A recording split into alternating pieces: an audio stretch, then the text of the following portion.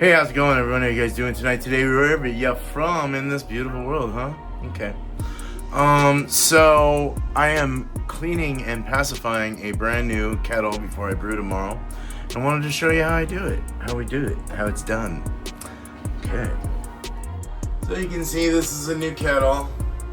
It needs to be cleaned of any oils or residue that was left over from the machining. So I use the PBW,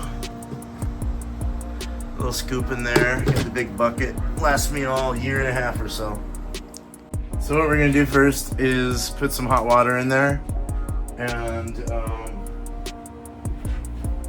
there we go. I got a little CIP lid, a TC lid, so I can put a CIP ball in there, which is this thing right here, and it goes downward and sprays PBW everywhere for about 10-15 minutes. Let's go ahead and I like to use the hole here and just spray it in. I already have hot water. I had it going outside to get it hot before I put it in, so hell yeah. So now we're gonna add the PBW, about 2 scoops or so.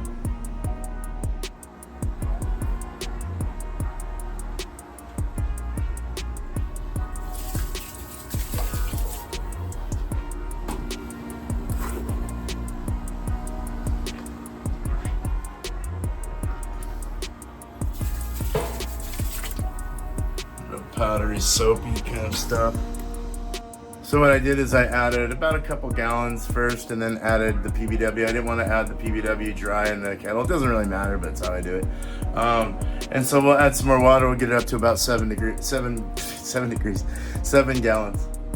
I like to do it this way because the water going in, so you add 2 gallons, put the PBW in, then put the water over it. It kind of spreads it around. I will be running this through the pump too, so it'll recirculate back into the kettle and through the CIP ball and just kind of recirculate the PBW through everything. Kills 2 birds with 1 stone on this system. It's quite nice. So now I'm going to hook up all the tubes.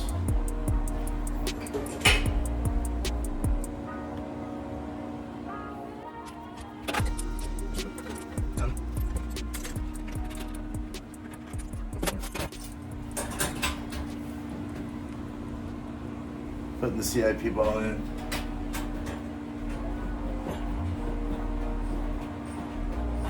Okay, now we're going to go ahead and hook up the line from the pump to the CIP ball with my longer tube that I have.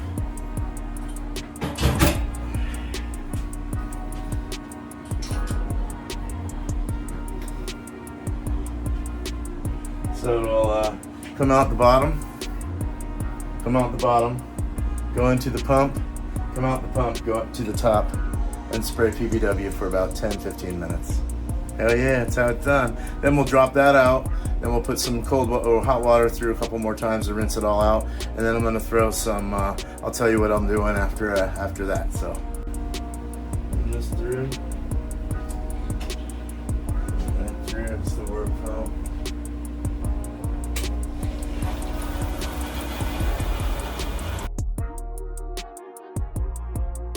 And that's basically how it's done. It's set up.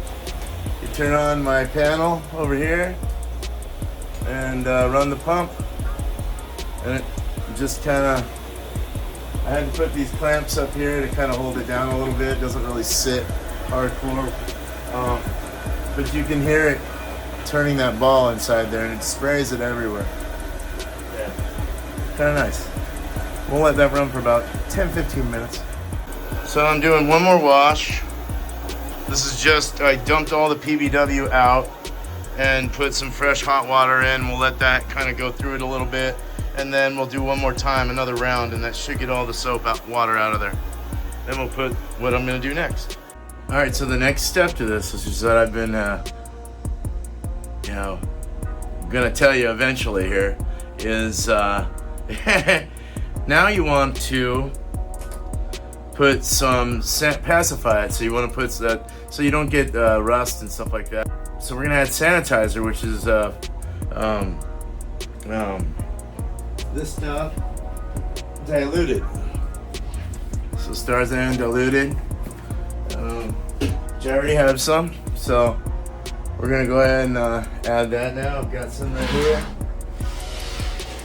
I already have. I'm gonna make some more, but this should be fine.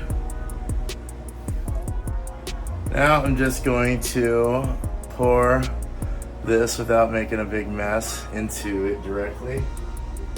Make sure everything's closed off. Okay.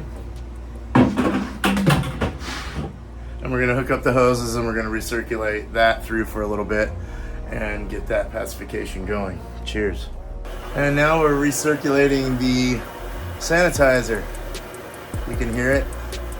Yeah, cool. Another thing I forgot to mention is you don't want to rinse out your pacifying liquid after. You want to let it dry and kind of oxidate around the metal. And then once it's dried and done its part there, then you can rinse it off with some like cool water or something. Yeah, just a little extra advice as to how to do this.